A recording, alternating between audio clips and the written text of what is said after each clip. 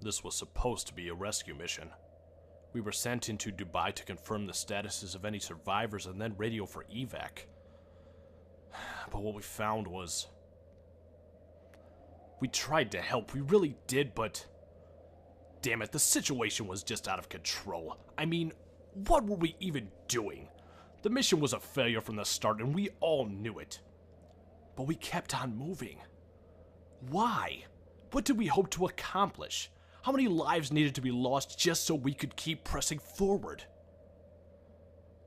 Honestly, I may never know the answers to these questions. But what I do know is that no matter what, I'll never forget my experience here. And despite what others may say, I am no hero. Have you ever seen a video game that you had always meant to play, but never got around to it? A game that you would see on the shelf at your local game store, but just as you reach for it, another game grabs your eye? Well, that game for me as of late has been Spec Ops: The Line. I remember seeing early trailers for this game and thinking it looked pretty interesting, and had always meant to pick it up, yet despite my willingness to play it and almost everyone's extremely positive response, I had never actually done so. Well, 2 days ago I finally caved in and decided to see what many gamers and critics alike thoroughly appreciated about this title. And, well, let's just say that I wasn't disappointed. In fact, this could very well be a game changer when it comes to how we as gamers view war shooters as a whole. But you may be wondering why I feel this way and just what the big deal is about this title. Well, let's take this from the top and find out. This game begins 6 months after some of the worst sandstorms in recorded history hit the illustrious city of Dubai in the United Arab Emirates.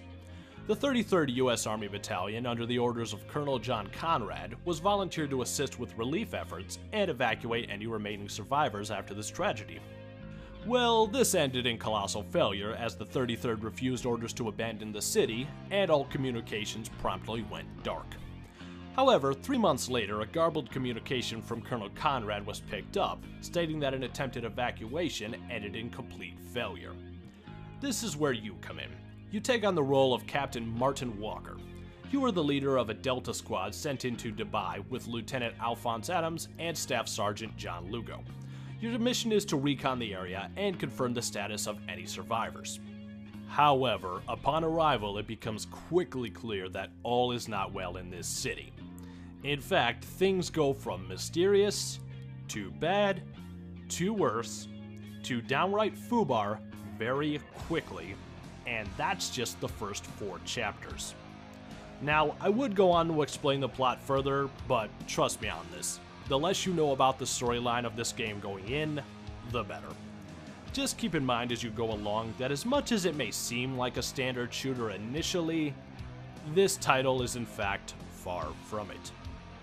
From a gameplay perspective, this title functions like many standard third-person shooters. You may utilize many areas for cover to gain a tactical advantage, and of course issue commands to your squad mates during firefights to even the playing field.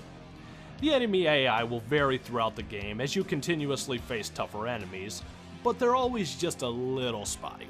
They will usually use tactics such as throwing grenades to force you out of cover or flank you for a better firing position, but then there will be times when they will run out into the open for no apparent reason.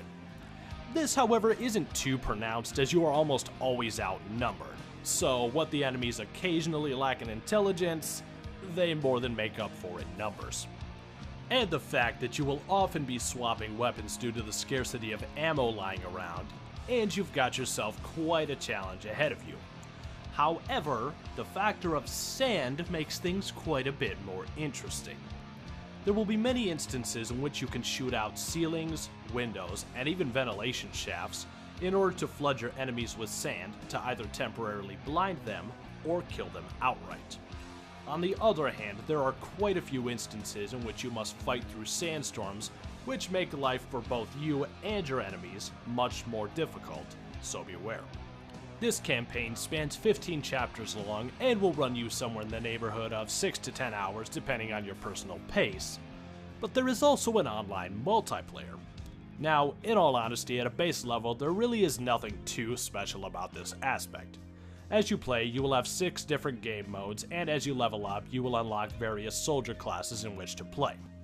While the gameplay may be pretty standard for online multiplayer, I will say that there are a few interesting touches such as random sandstorms which greatly mix up the gameplay. Plus, as an aside, I personally felt that the maps were very well designed and didn't feel like many of the generic ones I see so often. Now let's get to the reviewing, shall we? As I've said before, the gameplay overall is pretty smooth, but I did have one nagging problem.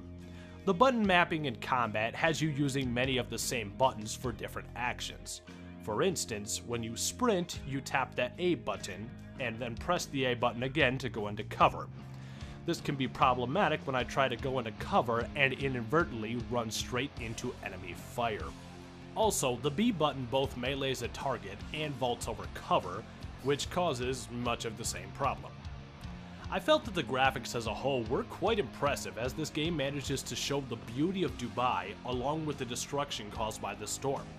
Not to mention some gruesome detail during a few cringe-worthy moments. However, there were quite a few times in which the textures took a while to load, which was a bit distracting, especially in wide sweeping shots of the city. But the story of this game? Well, it's absolutely brilliant. Not only is the narrative very well written, even with a few plot holes here and there, but this title shows a fantastic critique of the war shooter genre as a whole. Let's put it this way. In the majority of war shooters, you are the hero. This is an undisputable fact, and it is very clear that you are opposing a force of evil. Your actions are 100% justified. Despite any troubles you encounter, you come out on top, and in the end, you win. You are the hero. This game takes this concept and completely turns it on its head, and it does so in a spectacular fashion. After playing this game, I didn't feel good about any of my actions throughout, and even though I was given choices for my actions, it didn't make me feel any more justified. In the end, hundreds, even thousands had been killed due to what I had done. This is the case in almost every war shooter I've ever played, but this time, I didn't feel as though I had any excuse for my actions. I didn't feel like a hero. So, if you like what you've heard about this game and are willing to take a look at a different type of third-person shooter, then I can recommend this game to you. Although, I must give you a fair warning. This title is very psychologically disturbing. There are many instances in this game that showcase very gruesome visuals and even proceed to play mind games with you as the player. Seriously, this game became so heavy to me that there were times when I had to put down the controller and go for a walk. But in the end, despite the atrocities I've witnessed, I feel that this title has greatly showed me a different perspective on how I viewed these war titles. And this is a viewpoint that I will remember for a long time. So until next time, this is Z-Dog saying, the line has been crossed. See you next time.